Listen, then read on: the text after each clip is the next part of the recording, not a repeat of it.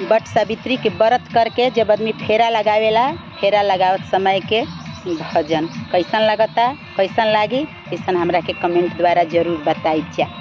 शुरू करत हूँ। हम तो बट वृक्ष बाबा से वरदान मांगिले, हम तो बट वृक्ष बाबा से वरदान मांगिले, वरदान मांगिले हो घेरा लगाए मांगिले,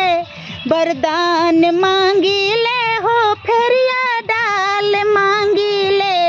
अपना पिया जी के जिंदगी आए बाद मांगिले, अपना पिया जी का जिंदगी आए बाद मांगिले। पहला पूजनमा होला बट बाबा के, दूसरे सती सावित्री के, पहला पूजनमा होला बट बाबा के, दूसरे सती सावित्री के, हम तो सती ही सावित्री से सुहाग मांगिले, हम तो सती सावित्री मैया से सुहाग मांगिले, सुहाग मांगिले, सिंदूर चढ़ाए मांगिले, सुहाग मांगिले हो गोद भराए मांगिले,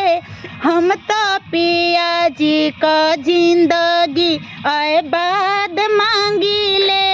हम तो पिया जी का जिंदगी आए बाद मांगिले, हम तो बट वृक्ष बाबा से वरदान मांगिले, हम तो सती सावित्री माई से वरदान मांगिले, वरदान मांगिले, आचर पसार मांगिले, वरदान मांगिले, आचर पसार मांगिले,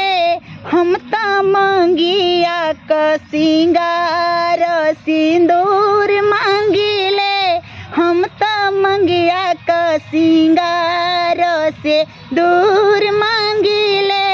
हम तो सती सावित्री माई से वरदान मांगिले, हाथ जोड़ी पैया परे कर तनी पूजनमा, हाथ जोड़ी पैया पर के कर तनी पूजनमा, सुनी ले तू ये मैया सुहागन के राधनमा, सुनी ले तू ये मैया सुहागन के राधनमा, हम तो कंगना ही खन के चटकार मांगिले, हम तो गाटा में कंगनमा खनकदार मांगिले, हम तो सती सावित्री मैया से वरदान मांगिले, वरदान मांगिले, पूजा काय मांगिले, वरदान मांगिले, पूजवा काय मांगिले, अपना पिया जी का जिंदगी आए बा